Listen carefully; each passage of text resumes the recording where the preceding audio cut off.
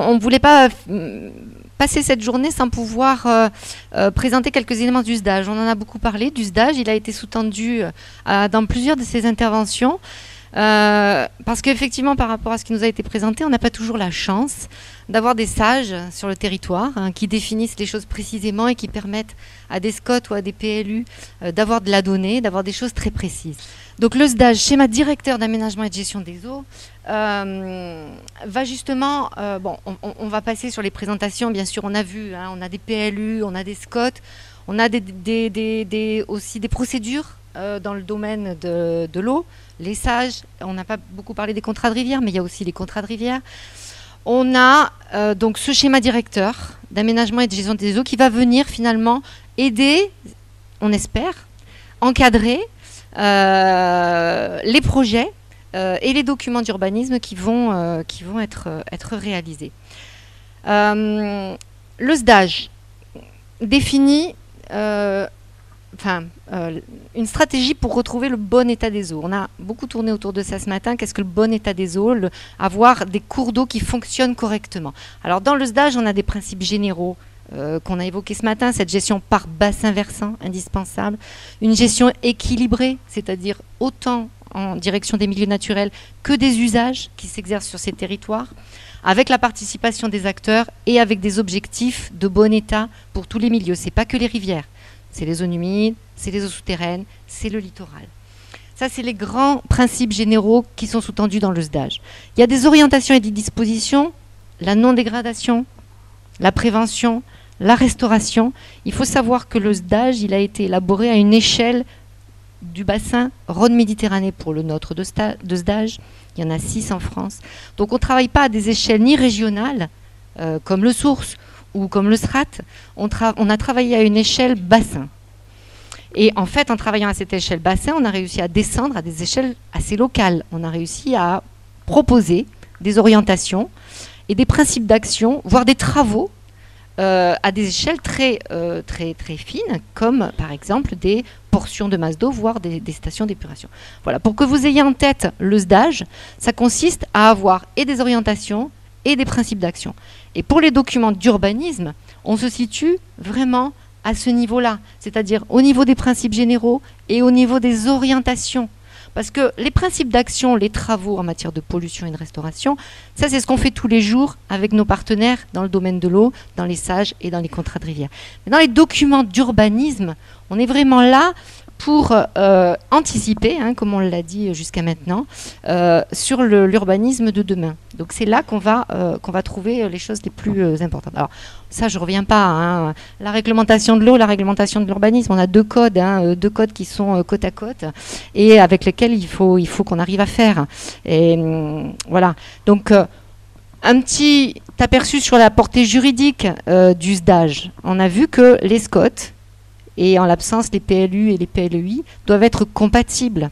Ça veut dire que les décisions administratives doivent être compatibles avec le SDAGE. Sinon, le SCOT, le PLU, peut être attaqué. Alors la compatibilité, c'est où on accepte une petite marge d'appréciation. C'est ni la conformité, ni la prise en compte. C'est quand même assez fort. Et la compatibilité, ça peut vouloir dire que si le SDAGE a défini une zone humide et que il y a une déviation qui traverse la totalité de la zone humide, c'est pas compatible. Si la déviation arrive en bordure de la zone humide et détruit une petite portion faible de zone humide, on peut se dire que voilà, il y a des marges d'appréciation qui peuvent permettre justement d'avoir la compatibilité. Alors, dans le SDAGE, on ne va pas tout aborder, mais on a un paquet d'orientations qui sont de type générique. Et on a beaucoup parlé de ça ce matin, qui sont s'adapter aux effets du changement climatique, privilégier des interventions à la source, mettre en œuvre le principe de non-dégradation, prendre en compte les enjeux socio-économiques et l'aménagement du territoire. Et puis on a des orientations qui sont beaucoup plus thématiques, qui sont beaucoup plus précises et qui vont viser les pollutions, la restauration des milieux aquatiques, l'équilibre quantitatif ou les inondations. Sur le point des inondations, on s'est mis en cohérence avec la stratégie, la directive inondation et la stratégie de gestion des inondations, puisqu'on a une orientation qui est commune en fait aux deux directives. Alors voilà, on parlera un petit peu plus cet après-midi de ces orientations thématiques du SDAGE, mais pour ce matin, particulièrement en zoom pour PACA, et on ne va pas revenir sur ce qu'on s'est dit au niveau du source, mais nos grands enjeux, c'est qu'on a des milieux aquatiques de grande qualité, même Cézanne en a parlé. On a des enjeux, bien évidemment, des mesures anticipées sur le changement climatique, et R2D2 nous a permis d'être très clairs et ciblés. La plupart des dégradations qu'on a sur nos cours d'eau de PACA, ils sont de type morphologique. On a des canalisations, du bétonnage, des cours d'eau qui sont très contraints, qui ne sont pas du tout comme sur cette photo. Donc c'est l'intérêt, c'est de préserver les espaces de mobilité, et nos grands enjeux aussi vont toucher aux usages sur le littoral et sur la mer. Donc là, on va faire un petit zoom juste sur quelques dispositions qui sont dans les orientations fondamentales pour parler vraiment des thématiques propres, qu'on retrouve dans le SDAGE et dont on a parlé ce matin. Donc la première, c'est alors l'OF, l'orientation fondamentale 0, qui est la nouveauté de ce SDAGE, si on peut dire, qui est de s'adapter et d'anticiper les changements climatiques. Donc ici, on va retrouver au niveau de l'aménagement du territoire l'adaptation qui passe par des changements de comportement et de pratique. On en a parlé plusieurs fois ce matin.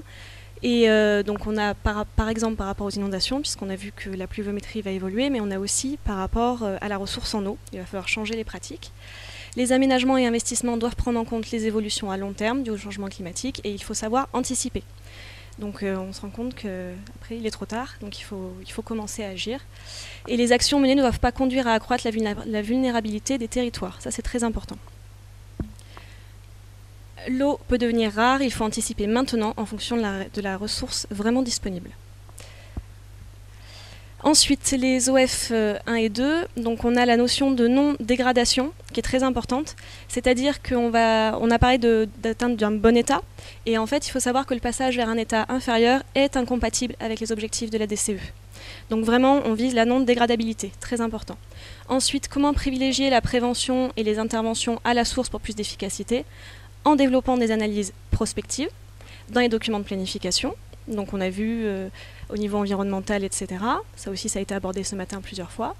Et anticiper dans les documents d'urbanisme, c'est mettre en œuvre de manière exemplaire la séquence éviter, réduire, compenser, en commençant par éviter. C'est le plus important. On va d'abord chercher à éviter, parce qu'après, en général, quand on arrive à réduire, compenser, c'est qu'il est déjà trop tard. Donc chaque milieu possède un état écologique, ça aussi, ça a été dit ce matin.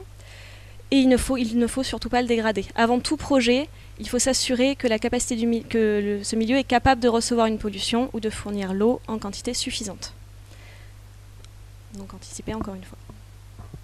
Ensuite, l'orientation fondamentale numéro 4, donc encore transversale, là qui concerne directement l'aménagement, avec les documents d'urbanisme SCOT-PLU, qui doivent en particulier limiter ou conditionner le développement de l'urbanisation dans les secteurs où l'atteinte du bon état des eaux est remise en cause, notamment par les rejets de polluants ou des prélèvements, limiter l'imperméabilisation des sols, donc notamment en encourageant les projets permettant de restaurer des capacités d'infiltration. Donc tout à l'heure on a parlé par exemple de parking en RB, etc. S'appuyer sur des schémas eau potable, assainissement et pluvial à jour, très important. Et s'appuyer sur les gestionnaires de bassins versants, associer les acteurs de l'eau à l'élaboration des projets d'aménagement et de planification, puisqu'on a vu que ce n'était pas encore systématique. Voilà. Ce SDAGE, on avait déjà fait une journée SDAGE et urbanisme en 2009 et on avait présenté le SDAGE qui avait été approuvé en 2009. Ces éléments-là sont issus du SDAGE 2016-2021, celui qui est en cours d'approbation. Donc on vous présente certains de ces éléments-là pour vous permettre d'avoir des projets qui soient compatibles, puisqu'on a vu qu'on est dans un rapport de compatibilité, qui sont compatibles avec ces dispositions. Ce projet de SDAGE va être approuvé à la fin de l'année. Et ça, ce sont des choses qui sont assez nouvelles. On a vu que dans les SAGE, quand on peut avoir des choses très précises, c'est pratique. Quand on a aux API, c'est super bien, mais on n'a pas ça partout. Donc les dispositions qui vous sont présentées ce matin, ce sont des dispositions un peu nouvelles que le SDAGE 2016-2021 va mettre en œuvre. Normalement, il va être approuvé d'ici la fin de l'année. Donc, les messages clés qu'on voulait vous faire retenir par rapport à ce SDAGE 2016-2021, c'est de dire, voilà, l'eau va devenir rare, donc on doit articuler nos projets autour d'une ressource disponible. Voilà, chacun doit se demander ce que c'est que la ressource disponible et réellement disponible sur son territoire. L'eau est multiple, l'eau est partout, l'eau est multiple, on l'a vu, et donc il faut prendre toutes les dimensions de la ressource. C'est de l'eau potable, l'assainissement du pluvial, mais c'est aussi bien sûr les milieux naturels, les zones humides, etc. L'eau est gérée, n'oubliez pas qu'on a des acteurs locaux, et la GEMAPI va permettre, je l'espère, de renforcer cette structuration de nos territoires. Donc on a des acteurs locaux qui ont de la matière, et on l'a vu ce matin, sur lequel il faut s'appuyer, il faut aller chercher l'information chez ces réseaux, dans ces réseaux. Et bien évidemment, je suis complètement d'accord avec la présentation que vous avez faite ce matin, M. Brunet, l'eau est patrimoine commun de la nation. On n'est plus dans un domaine de la ressource. Voilà. On est dans l'article 1 de la loi sur l'eau. L'eau, c'est un patrimoine commun de la nation et notre obligation juridique, c'est d'en tenir compte aujourd'hui dans tous les projets d'aménagement. On ne s'est pas trop posé la question de l'eau jusqu'à maintenant parce que les robinets, c'était super facile. Aujourd'hui, le robinet, il commence à goûter faiblement. Ou tout du moins, il va goûter faiblement. On a le dur souci de vous faire l'éclairage sur la réglementation. C'est pas toujours très facile, mais là ça va être facile parce qu'en fait tous les exemples qui ont été choisis aujourd'hui nous permettent d'illustrer en fait ce que le SDAGE souhaite voir se développer sur le territoire. Donc voilà, c'est possible et c'est faisable.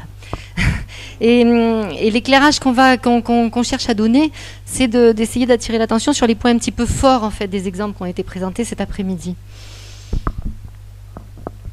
Parce que comme on l'a présenté ce matin, on ne va pas y revenir, hein, on a travaillé sur des orientations plus pas thématiques, plus transversales. Et puis dans le SDAGE, il y a des orientations thématiques. Et ce qu'on a vu cet après-midi, eh bien, ça nous permet d'illustrer un petit peu ces orientations. Par exemple, protéger les ressources stratégiques. La nappe de Crau, c'était une ressource stratégique. Le SDAGE dit qu'il faut les protéger pour les générations futures, pour l'alimentation en eau potable. Donc dans le SDAGE, on va avoir des cartographies qui vont identifier les masses d'eau qui sont stratégiques pour l'alimentation en eau potable. Et dans ces masses d'eau stratégiques, le SDAGE va demander de réaliser des zones de sauvegarde, identifier les zones de sauvegarde. C'est ce qui vient de nous être présenté dans le schéma par le CIMCRO. Donc réaliser des zones de sauvegarde dans lesquelles il sera nécessaire de protéger la ressource et d'assurer sa disponibilité pour les générations futures avec la priorité à l'eau potable.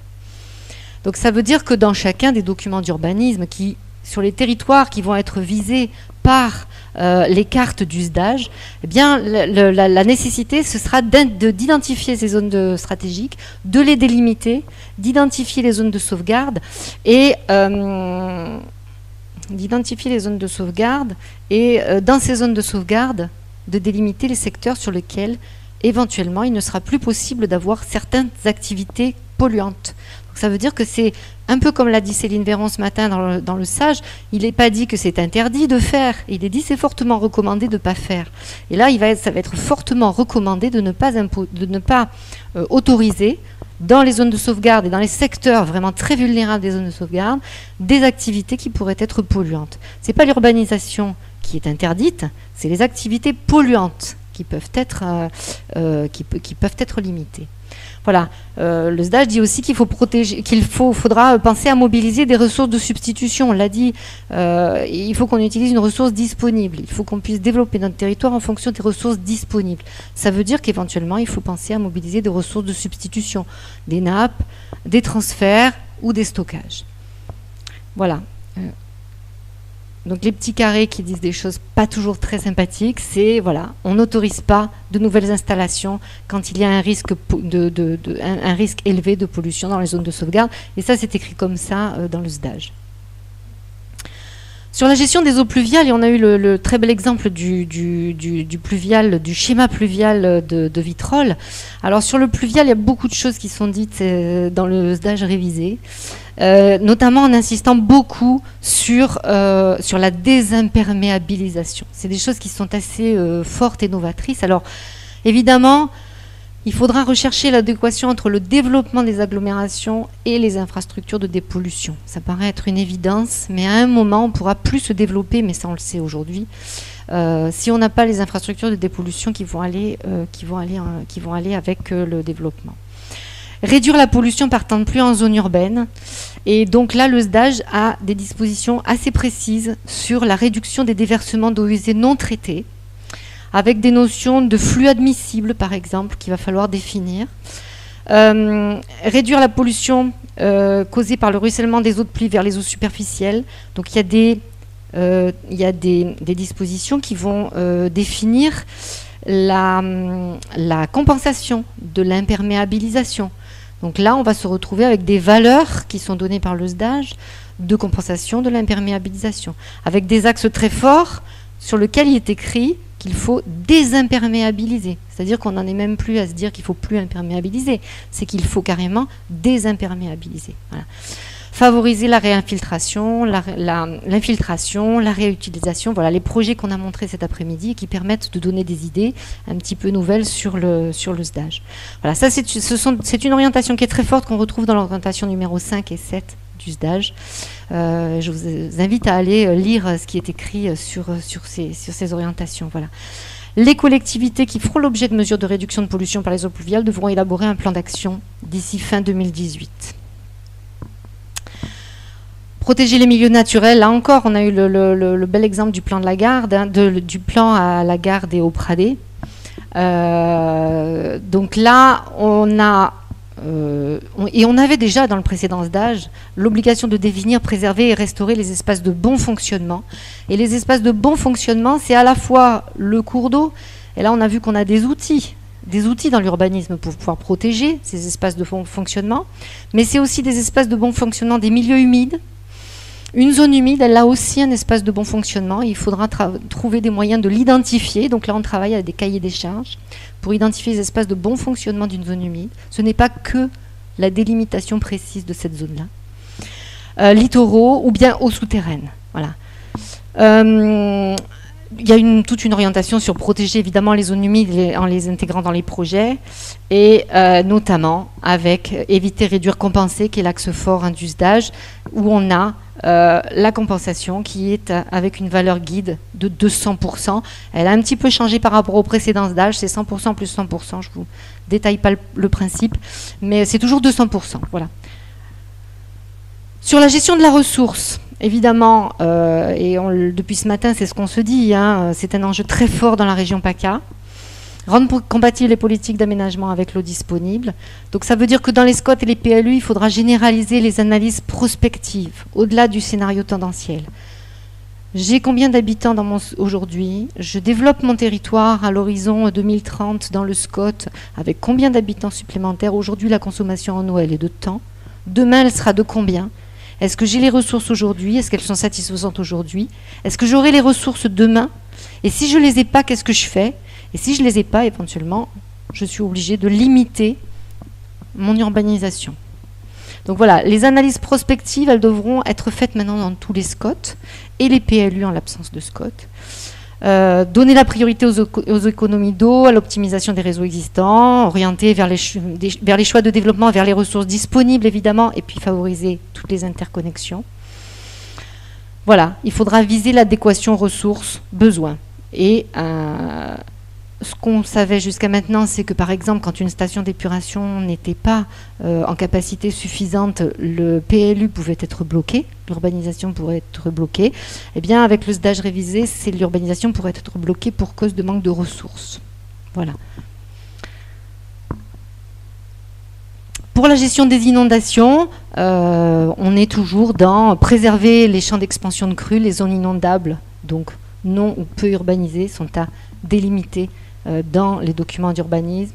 On doit limiter les ruissellements à la source. Et là, on est encore sur les notions de l'imperméabilisation, de l'infiltration des zones végétales, des zones tampons, d'éviter les vallons secs. Et voilà, de les identifier dans les documents d'urbanisme qui doivent être préservés de l'urbanisation, les zones d'expansion de crues.